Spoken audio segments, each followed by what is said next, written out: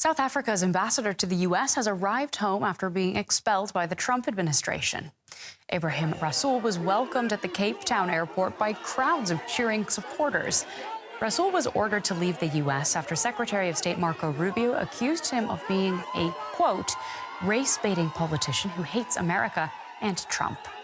Now, the veteran anti-apartheid activist had said Trump's political movement was white supremacist in nature. And here is what Ebrahim Rasool told his supporters in Cape Town. It was not our choice to come home, but we come home with no regrets. I want to say that we would have liked to come back with a welcome like this if we could report to you that we had turned away the lies of a white genocide in South Africa, but we did not succeed in America with that. For more, let's bring in DW's correspondent, Thuso Khumalo, who joins us from Johannesburg with the very latest. For starters, can you just remind our viewers what events have led up to Ambassador Ebrahim Rasool's expulsion from the United States? The trigger point was a webinar that was held online.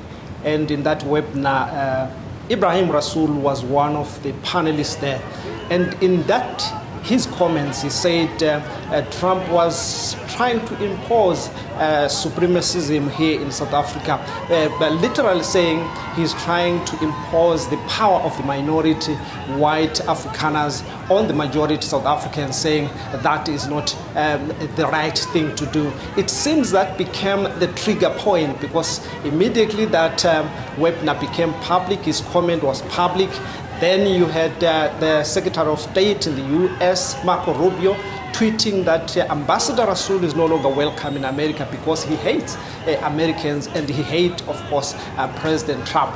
But analysts here saying that was just a trigger point, but there were a lot of things that had already happened. You remember that by that time, already America had suspended aid to South Africa, accusing South Africa of confiscating land and, of course, massively killing the white Afrikaners, which is something South Africa has denied. So the point is whether Rasool had said something at that particular time, the relations were still going to go sour after America's elections that were done prior to the expulsion of Rasool. So we've just seen footage of cheering crowds welcoming Rasool back to South Africa. Can you tell us more about how he's been received on his return home?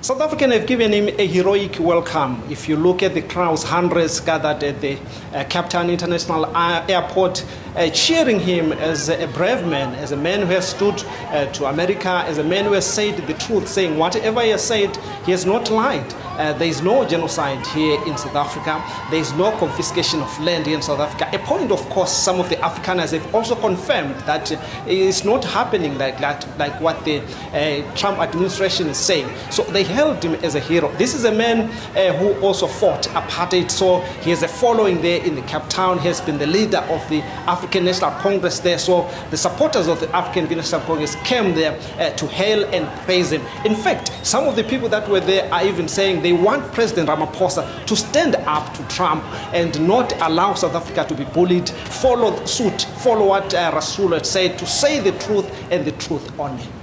Well, thank you so much. That is our correspondent in Johannesburg, Thuso Khumalo.